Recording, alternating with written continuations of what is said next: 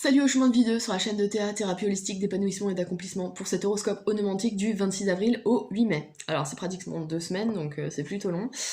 Voilà, alors comme d'habitude, influence générale pour la première carte. Ensuite, nous avons le domaine des sentiments ressentis, domaine professionnel et ou matériel en plus du domaine de la pensée, et enfin spirituel, volonté, force d'action. Alors je vous rappelle, comme d'habitude, toutes ces cartes sont déterminées par calcul astronumérologique que j'ai mis en place. Voilà. Donc il n'y a pas de hasard, j'ai pas battu les cartes, voilà. Hein. Enfin, il y a... Oui, non. C'est plutôt le dessin qui parle, là, en fonction de votre chemin de vie. Voilà. Donc durant cette semaine, donc du 26 avril au 8 mai, vous êtes régi par Mars. Mars, planète d'action, planète de volonté, de dynamisme, de attention à l'agressivité, comme je dis à chaque fois, parce que ça a tendance à être une énergie assez forte et dynamique. Mais c'est quand même une planète qui nous pousse à agir, d'accord? C'est une planète de combativité aussi, et qui nous pousse à relever les challenges, hein, les obstacles, voilà. On essaye vraiment de foncer avec Mars. Ici, on a... Alors, de toutes les cartes que je peux voir ici, vous avez 2 cartes de nouveau départ et 2 cartes de fin. Donc là, il est nécessaire de mettre un point final à certaines choses pour pouvoir passer au chapitre suivant de votre vie. Là, c'est ce que je peux lire. Alors, d'une façon générale, en tout cas, influence générale ici, vous avez la carte du nouveau départ qui parle, la 10 de bâton, qui nous parle d'un nouveau chapitre, mais dans l'action. C'est-à-dire que là, il y a des projets qui sont en place. On parle d'impulsion, d'élan créateur avec cette carte, d'accord? Donc il y a des... comment dire? En plus, avec Mars, vous êtes poussé à l'action, donc il y a des nouveaux projets qui se mettent en place. Mais pour que ces projets, d'après ce que je peux voir là, pour que ces projets se mettent en place, il faut finir des choses. Alors, on va voir plus spécifiquement.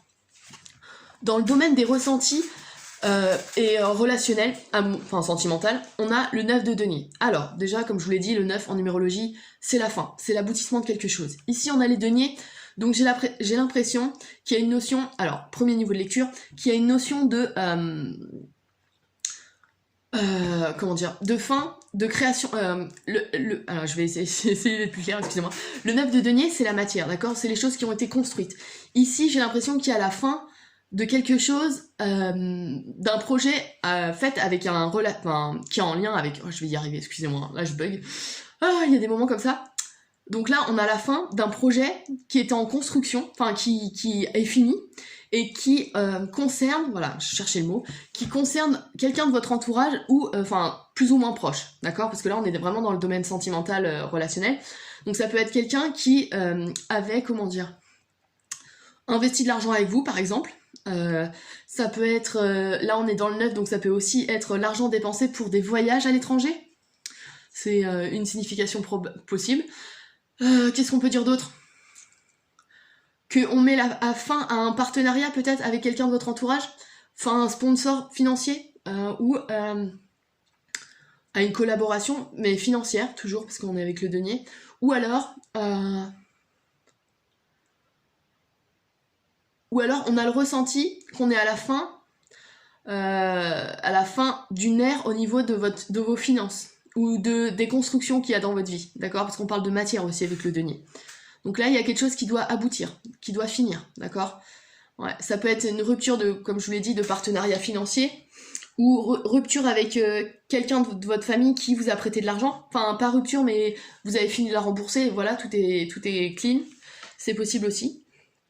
Voilà, donc là, il y a vraiment une fin qui concerne quelqu'un de votre entourage, amoureux, amical, ou voire même un peu plus éloigné, donc non, pas professionnel. Ouais, amical, amoureux ou familial, voilà. L'aboutissement de ça en rapport avec les finances, d'accord? Dans le domaine professionnel et ou matériel et de la pensée, on a un nouveau départ.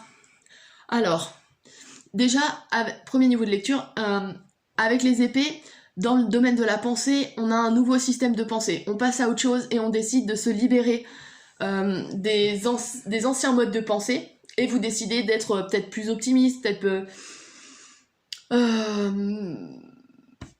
plus actif parce que vous avez Mars, voilà. Vous avez décidé de vous prendre en main. Ça, c'est peut-être une possibilité. Sachant que là, autre niveau de lecture, on parle de discussion.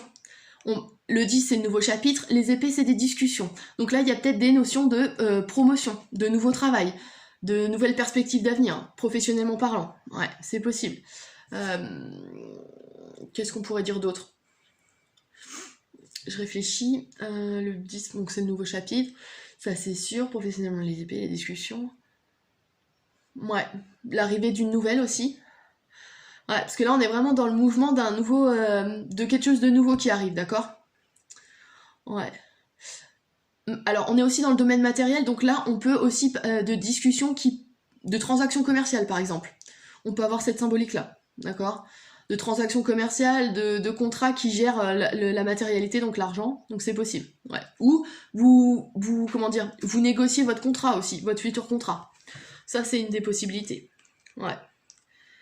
Mm. Ou alors vous vous lancez à votre compte. Mais, enfin, ou alors vous êtes à votre compte plutôt et vous décidez de débaucher des gens pour de nouveaux contrats. Ça c'est possible aussi parce que là il y a vraiment une notion de transaction commerciale. Hein.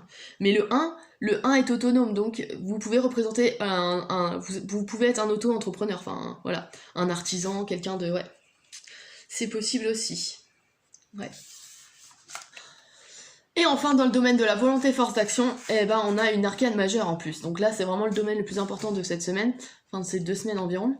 C'est vraiment la sagesse, la connaissance. C'est le fait de... Alors, il va falloir vous intérioriser. Malgré l'énergie de Marc qui vous pousse à l'action, il faut vous poser et écouter ce que vous voulez. D'accord? Écoutez votre petite voix intérieure, votre lumière intérieure, d'accord?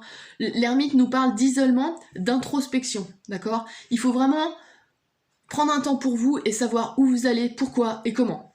D'accord? Là, c'est vraiment nécessaire. Ouais, ce qui doit vous pousser à agir, c'est ça. Enfin, ce qui doit... la façon dont vous devez agir, c'est de cette manière-là, de façon réfléchie, et vous avez Enfin, vous savez ce que vous voulez intérieurement, et où vous allez, en fait. D'accord? Donc, il est nécessaire de mettre fin à des relations matérielles avec votre entourage, et de savoir ce que vous voulez intérieurement. Donc là, il y a une notion d'introspection, d'accord? Avant de pouvoir réaliser ces 10 qu'on voit ici. Voilà. Ouais. Je vais voir avec les influences planétaires, mais... ouais. Ah, on a Pluton ici. Ouais. Pluton qui nous parle de transformation, qui nous parle d'instinct aussi. Il faut savoir quand mettre fin et pourquoi. Enfin, ouais, savoir que c'est pour votre bien, quoi. Ouais. Ça, c'est voilà. Ici, on a une... Ouais, les deux là sont des énergies neptuniennes, donc on est vraiment dans les ressentis intérieurs, d'accord? Neptune, c'est vraiment une planète... attention aux illusions.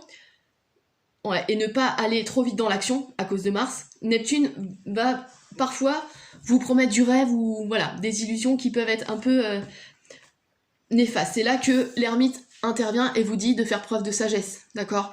De peser le pour et le contre. Et des opportunités se présenteront là, de toute façon. Ouais, voilà. Voilà, je peux rien dire de plus pour cet horoscope donc du 26 avril au 8 mai. N'hésitez pas à liker, à partager et à vous abonner si c'est pas déjà fait. Si vous êtes intéressé pour un accompagnement ou une analyse, n'hésitez pas à me contacter sur mon site internet www.ta-accompagnement.com. Et puis je vous dis au prochain horoscope, donc dans 2 semaines, au 9 mai.